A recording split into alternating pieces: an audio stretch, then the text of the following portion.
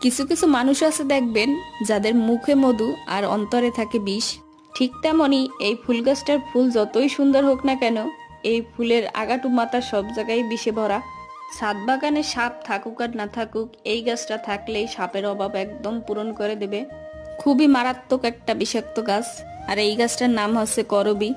আমার বাগানের এই বিষাক্ত গাছটাকে নিয়ে আমি আছি এখন মহা বিপদে।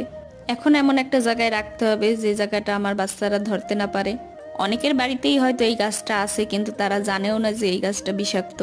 অনেকে নিচের দিকে ফুল গাছ লাগায় আর সেগুলো গরু ছাগলে খাইয়ে ফেলায়, তো এই ফুল গাছটা হয়তো তাদের জন্যই ঠিক আছে। এই গাছটা আসলে গরু ছাগলও মনে হয় না খায়।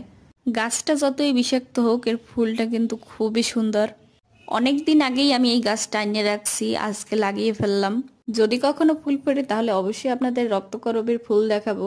সূচনা সুহানা, তোমাদের ধন্যবাদ আমার ভিডিওগুলো দেখার জন্য। আজকের মতো আল্লাহ হাফেজ।